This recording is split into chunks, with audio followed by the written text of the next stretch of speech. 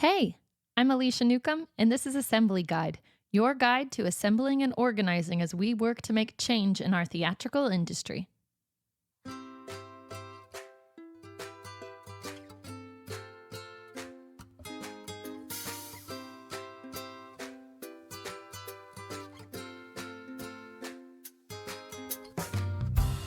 Hi, everyone. Welcome back. Welcome back to Assembly Guide. I'm so happy you're here, as always. It's been a minute. Well, I guess it's been a minute for me, at least, since I've sat down to create another episode. It might not be another minute for you. You are listening to this at your own pace, I assume. But for me, it's been a minute, and I'm really happy to be back at my mic. And simultaneously, I think I'm also nervous to be sitting back at my mic. And it's kind of in alignment with the topic that I want to talk about today, which is failure. So why do I want to talk about failure? Well, I think this is a perfect example of why failure is important to talk about. Failure is tough. I think as humans, we feel failure a lot. Me creating podcast episodes is a perfect example. When I started this, I set out with the goal of creating a podcast episode every 2 weeks. Well, recently life got pretty busy, and I just couldn't find the time. And I had to let go of that goal of creating and releasing an episode every 2 weeks at this moment in my life. And that was hard because to me, it felt like a little failure. And I think I'm not the only person who is quick to put that label on not doing something successfully that I want to do. I think a lot of us do that in life. And I also think that's a really important topic of conversation surrounding change. I'm going to talk about my podcasting goal for a minute as an example. So when I felt like I couldn't release an episode 2 weeks from the last one, I was super bummed. And instead of having grace and patience for myself, I think I let it push me even further away from sitting down in front of my mic and creating something, even if I don't think it was the most important or the best researched or the most thoroughly thought out topic I could come up with. It let me stay away from doing the thing that I actually want to do because in my brain, I'd kind of labeled that as a failure and I was being hard on myself. And I don't think we talk about that a lot. I think we all experience it. And I think we should talk about it more because I think when we start normalizing failure, essentially, being a part of life, I think it's going to become easier to stop putting the label of, quote, failure on something that maybe we weren't able to get done and allow us to actually have more grace for ourselves and to continue moving forward in the things that we want to do. And so that's why I want to talk about failure today, because I think it's a really important component of change as well. If we want to make change, or we want to speak about change, or we want to advocate for more humane, more inclusive spaces where people's humanity is seen and respected, or whatever type of change you're wanting to advocate for, we are inevitably going to experience failure. Failure is an unavoidable part of the process of change. It is part of change. And I think instead of viewing it as an obstacle to change, we should try to change our mindset a little. We should try to frame it in our brains as an important step on the road to change. Without failure, we don't achieve the things that we want to achieve. It's just impossible to not experience failure ever in our lifetimes or in our lifetime of advocating for change. I think even when we know it's a necessary part of the process, it is not fun. It sucks. It often hurts. I often feel disappointed, frustrated. I feel hopeless. I feel grief sometimes if I've put a lot of care and effort into trying to advocate for something and then that doesn't end up happening. I'm sure there's many more emotions surrounding failure that I will think of and probably want to reflect more on, because I want to be able to more thoroughly explain what I feel when I feel failure, so that other people can hear my experience and hopefully relate and not feel so alone when they experience or feel failure. Whoa, that's hard to say. Feel failure. There we go. When they experience it or they feel failure themselves. I also want to remind us, just as in life, we frequently only see people's successes. We don't see their failures. I know I've heard this conversation about social media, for example. If you're looking at someone's Instagram or TikTok or whatever social media they have, you often see a highlight reel of someone's life. You see things that are like their successes and moments they're proud of and moments they're happy about. We don't frequently post about our failures. You might see, wow, this person achieved something huge. That's amazing. Gosh, it just seems so easy for them. And when I try to advocate for this or try to achieve this, no one listens to me and I'm not able to get the things done that I want to do. And it's important to consider the perspective that you might not have seen every single step that that person took in the journey towards getting the thing that they actually got. What got them there, the failures that they had along the way, because I can guarantee they inevitably had them. So it's important we talk about it so that we don't put the same pressure on ourselves to succeed immediately. Because when we fail, which we will, I think it's important that we know that that is inevitable, that everyone around us has experienced that, and that way we're able to get up and keep going forward. That said, it's a very tough thing to deal with.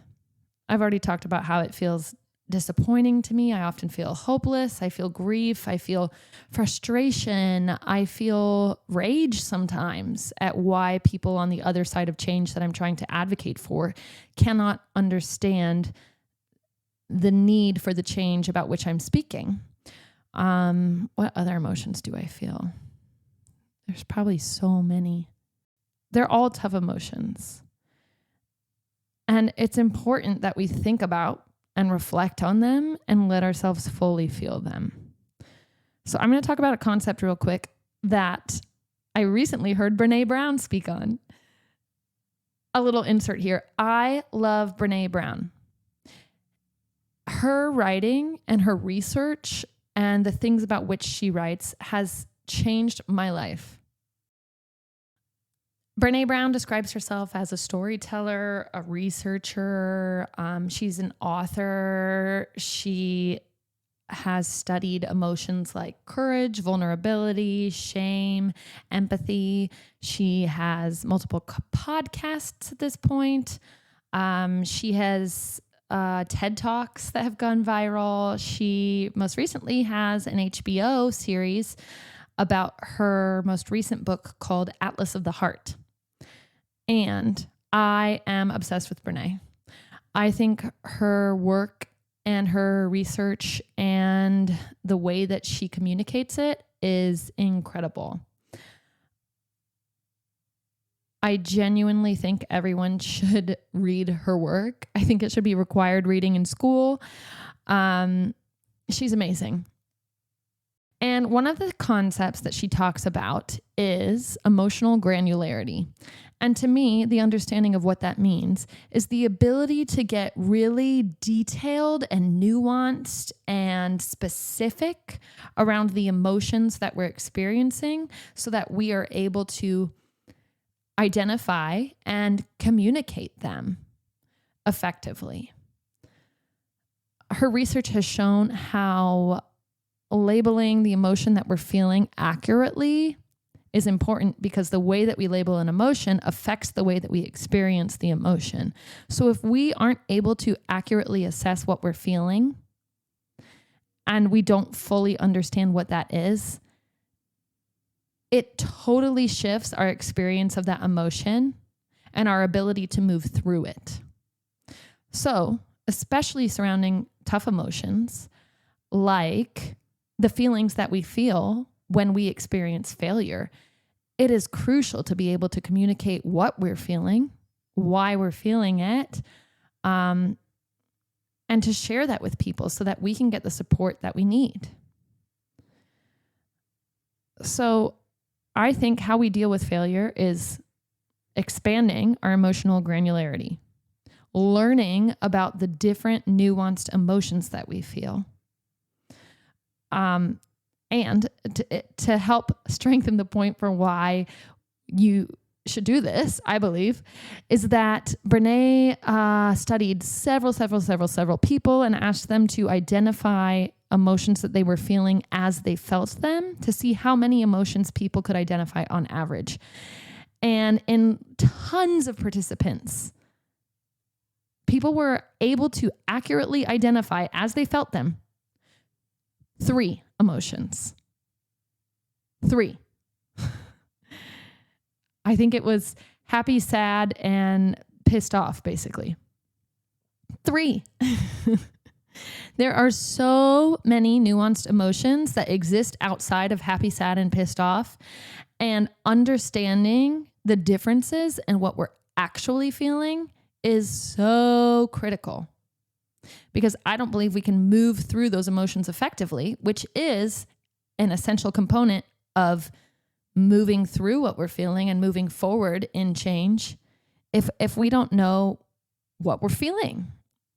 So, getting really clear on emotions and expanding our knowledge and understanding of that. I think that sometimes we think, well, I'm a human, I experience all emotions, so I must know what these emotions are. That's not true. And I think maybe if we sit down and we reflect for a second on how many emotions we can accurately identify, how many nuanced ones we can identify when we're actually feeling them, and then go see if that's actually what that emotion is when you dig into it more, we'll be surprised to find that we really lack language and understanding around nuanced emotions. So that's really important. An example of this is I was experiencing something difficult recently, and I am someone who experiences anxiety. It used to be pretty bad. I feel I have it in a much more manageable place in the past several years of my life. But sometimes I have more anxious days based on what I'm experiencing. And I was experiencing something that was giving me a lot of anxiety, and that anxiety was showing up physically. And I've spent time understanding how anxiety feels in my heart and in my brain and in my body. And so I was able to say, hey, I'm feeling anxious. I was able to communicate that with my partner. I was able to communicate that with my best friend. And I was just really proud, especially because they both said to me at different points, I'm really proud of you for communicating with me what you were feeling so that I could support you. And that's what I want to do for other people. And we can only do that to the extent that we can understand and communicate with other people what we're feeling. Another way to deal with the difficult parts of failure is to lean on our community. I believe in my second episode, I talked about the importance of community building and how community can help us strengthen the pushes that we're making for change.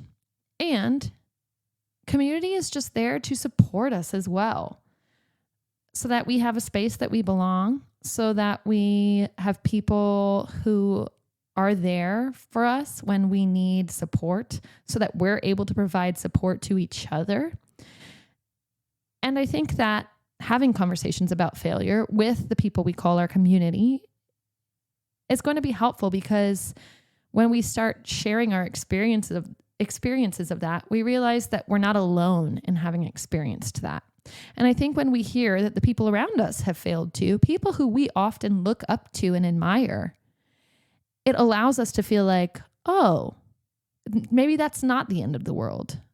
Oh, failure is a necessary part of change or working towards a goal. And that's just one step on the long pathway to doing that. And I think it makes it more approachable. Communities also help us be able to move forward after a failure.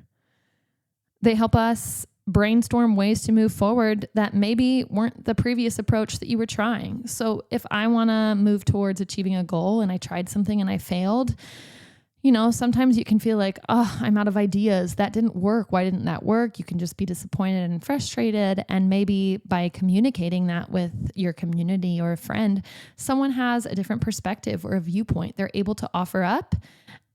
And that might spark some ideas in your brain too. And you'll be able to collaborate and work together moving forward towards achieving that change with a new avenue or a new approach. I've experienced this in my own life in the different types of conversations I've had about change. Something that's difficult about being a performer is scheduling. Our contracts, I say our contracts, I'm currently working a production contract for Actors Equity Association. There's not a lot of restrictions around scheduling. So our work weeks can differ a lot. And I'm going to do a whole episode on scheduling and why there need to be more restrictions surrounding scheduling. But right now I'm just going to talk about my experience in advocating and how community helped me.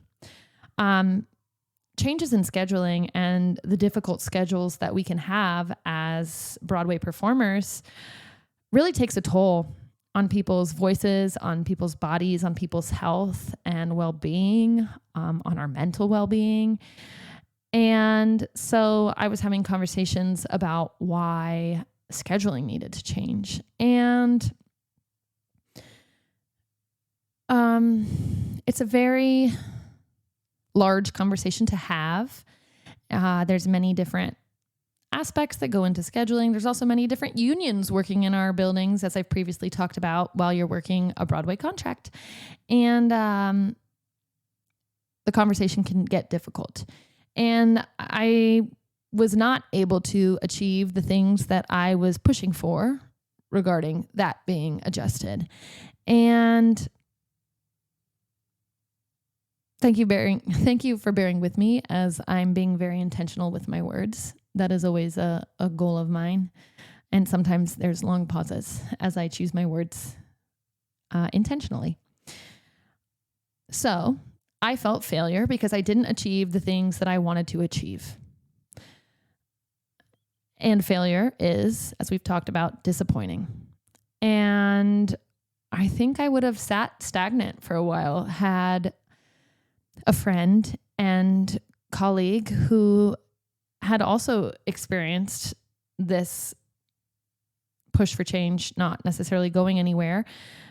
Had they not come up to me and said, well, how about we try this? And we started having conversations about, okay, if our bodies and voices and health and minds are all really stretched by the demands being put on us with our schedules, just as being Broadway performers, what's another way to achieve support there? And we started having conversations about health and wellness stipends and how those could support performers, and ideally in my brain and in a perfect world, stage managers as well who are working our contracts under our union, support for those people in the theater industry and in being able to support ourselves and our voices and bodies and health and well-being in the ways that we need to, which might be different from person to person. And we'd talked about this, and in a time when I was feeling down and disappointed, a friend came to me and said, well, how about we actually move forward with this? Like, what can we do? And because I had that community and that support, we were able to then shift gears and start advocating for something different that was a solution to the same problem, but in a different way. And it ended up being something that we achieved. And I genuinely believe without community and support, I might not have moved the same way or with the same speed or moved through that as quickly or even achieved the thing in the end by myself. So community is amazing, and we should totally build it and lean on each other and support each other as we continue to advocate for change. I also want to speak about the importance of fully letting ourselves feel our feelings. Failure, especially in conversations of change, is so hard. I have learned about myself, unfortunately, that I am someone who, when I experience tough emotions, I really shift into my logical brain.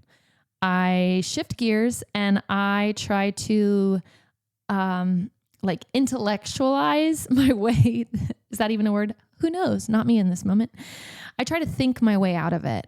I try to reason my way through and not just let myself feel the feeling. And that's sometimes helpful in moments where I'm experiencing tough feelings. It allows me to keep moving forward. And without fail, the emotions that I didn't let myself fully feel and fully let out of my body always hit me like a tidal wave later. And I'm laughing because I have just learned this about myself, and I'm working through that. That's why therapy is amazing and everyone should do it. And that's why it's so important to let us fully feel our emotions. When we shove things down, whether or not we're realizing we're doing it or we're intentionally doing it, those feelings don't go away. They are there.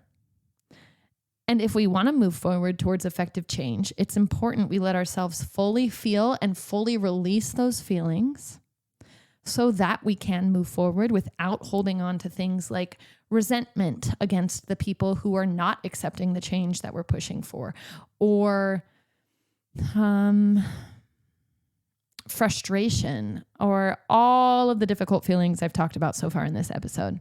So we have to really find the ways that we ourselves are able to let ourselves feel our feelings, find the people that it's safe and helpful for us to share those feelings with in helping us process them, finding ways to, for me, it's telling myself I'm safe, telling my body I'm safe.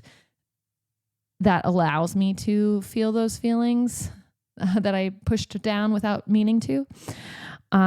Figuring out what that is for yourself is a really key part of the process of failure and moving through it and moving past it. One of the last key things about failure that I want to talk about is that it is absolutely pivotal that whenever, but especially when we're feeling the frustration and the disappointment of failure, that we always refuse to use the things against which we are fighting. When we want spaces that are safe, that are humane, that are inclusive, we do not want things like shame, humiliation, dehumanization, racism, ableism, misogyny, homophobia, anti-Semitism. All of these and many more forms of hatred are not welcome in those spaces. We know that, I think, in our brains. Or I genuinely have to believe that we know those things are bad. I think that when we feel failure or we feel tough feelings ourselves, particularly shame or humiliation or rage or so many others. There's so many. Again, I'm going to go back and practice emotional granularity and learn better words for all the different nuanced, tough emotions I'm talking about. But when we're feeling that, when we're down, it is easy. It is like a temporary relief, it feels like, to use those very things against which we're fighting. This is the hardest concept, I believe, to put into practice. And I came across this concept originally through Brené Brown's writings, specifically her book called Braving the Wilderness. It talks about how creating our own path through life is just that. It's our own. And it's frequently lonely in the way that when we genuinely belong, instead of try to fit in with other people, we belong to ourselves by knowing what we're really fully about and remaining in alignment with those things, which is integrity, which is a word, again, that I've said is very important to me. So when we say we're against dehumanization and shame, we cannot then use those very things against other people. Even if we are feeling extreme frustration, rage, disappointment, shame, or humiliation from or for other people, that's when it's extra tough, especially because that's when people around us begin to use those tools. This, I guess, is my love letter to Brené episode, but her research has shown that you cannot fight those things. You cannot fight those tools with those tools. You cannot fight tools of oppression, of hatred, of dehumanization with tools of oppression, of hatred, of dehumanization. So when we're feeling all the difficult feelings that come along with failure or embarrassment or shame or whatever is involved in this big failure that we feel, that's when we have to dig in our heels, get in touch with what we're about, and refuse to cave down to the things against which we're fighting. That's when it is the most important to do that. And it's often extremely lonely. Extremely. It can feel like every single person around you is succumbing to the emotions that they are feeling and understandably feeling often in terms of when you're experiencing a failure in advocating for change or being treated inhumanely. Understandably feeling these tough feelings, but it can feel like everyone around you is caving to these things. And let's be honest, we will fail. We will cave to those things too. And the goal is to refuse to do that, to stay true to the things we are about and to stay true against the things that we are fighting in the tough moments. That's when it counts. And that's when it's most important. I know that that is probably really tough to hear. And my guess might be like, oh, well, Alicia, you have not always practiced that. It might be something to feel in response. And as I said, we will all fail. And that is the goal that I hold myself to. And I think, again, even saying that and then failing publicly, as we all will at some point in our lives, and as we've talked about, is inevitable with advocating for change, feels vulnerable. And that's why I speak it, because to me, my community will hold me to that standard as I will hold them. And that's why I've surrounded myself with the people that I surround myself with in my life, and why I think it's really important to continue talking about all of this and to continue being open and vulnerable about all of this. I know it can feel too like people only respond and cave and give in on the things that we're advocating for sometimes when they are experiencing shame. I don't feel that that ever creates lasting, effective, genuine change. Sure, we may achieve the tiny little goal, and it might not even feel tiny, but the one goal that we had in mind that we're trying to achieve in that moment, we may get that if people are feeling shame. That might be just a side effect. But I do not believe that that is ever genuine, effective, lasting change that addresses the roots of problems and not is solely reactive to the effects. And I think that when we do that, while you might achieve something in the moment, we're kicking the can further down the road and pushing people further away towards creating real, effective, genuine change towards more humane, safe, inclusive spaces where everyone's humanity and wholeness is seen and respected. Because we might have gotten something in that moment, but the shame that that person is feeling, the humiliation that the person is feeling because of being shamed is going to make them less likely to engage in future conversations about real, lasting, effective change. It is so crucial that we play the long game, that we engage in change in ways that actually contribute to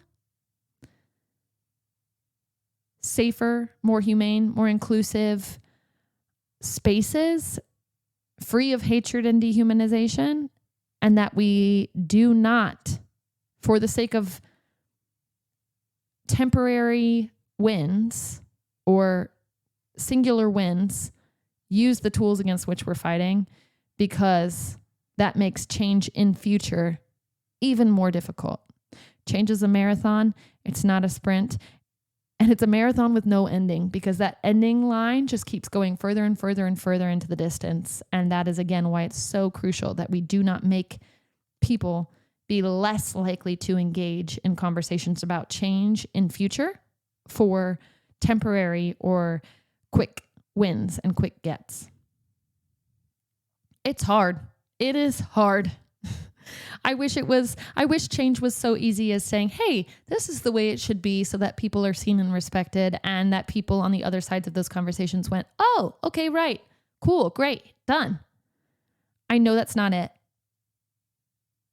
That's why we have to keep talking about all of this, about everything we feel when we succeed, when we fail, when we are not being treated well, when maybe we're not treating people well and then we learn something from that. It's all of these things are essential ingredients in creating change. And I want to leave kind of on the note of this. I saw Suffs when it was on Broadway. I believe the national tour of Suffs is coming soon. So if that's coming to your city, you should absolutely go see it. I thought it was phenomenal. The lyrics to the song Keep Marching, when I saw it, just struck me. And even now, when I'm feeling down or defeated, I sometimes listen to that song because it is so impactful to me. I felt like it so beautifully captures the essence of what advocacy and change are about. The lyrics, the song, are by Shayna Taub, and I'm going to read you a portion of the lyrics. I believe they're the very first lines of the song. It says, let me get my notepad here.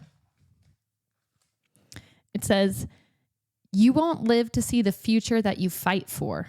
Maybe no one gets to reach that perfect day. If the work is never over, then how do you keep marching anyway? Wow. That's just beautiful. And I think that is the essence of change. I'm not fighting to get one small win that makes my life better.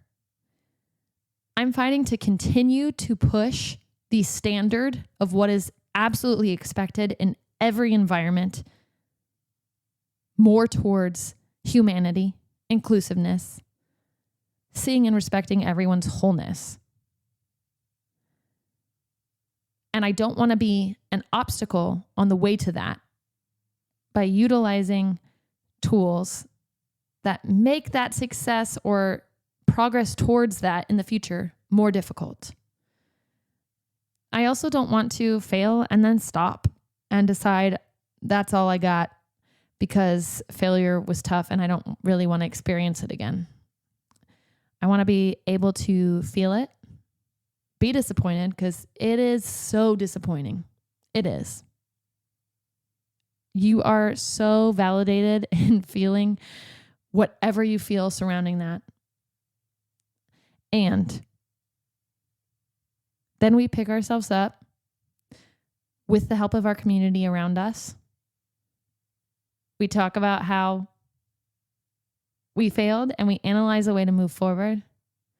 And then we go on to the next failure and on to the next and on to the next until we get a tiny little win along the way. And then we keep going on to the next one forever. And that is change. And I'm really happy that you're here being a part of it.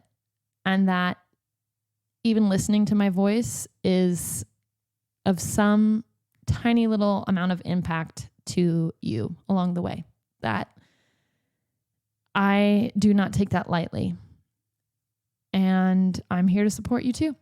I am genuinely cheering you on because the world needs all of us in the fight towards change. Thanks for joining me. I'll see you next time.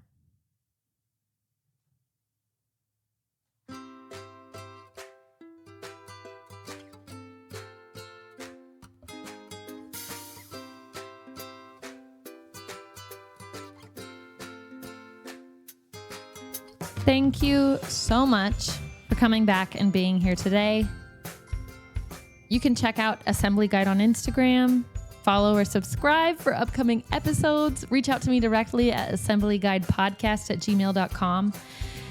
And if you've been listening to any episodes recently and it's felt like it would resonate with a friend or someone who maybe loves theater or is in the theater industry, it would really mean the world to me if you wouldn't mind sharing it with them. Again, I think the way we work towards change is by having conversations about it with each other and supporting each other and lifting each other up along the way. So thank you for spending your time with me, and I'll see you next time on Assembly Guide. Bye.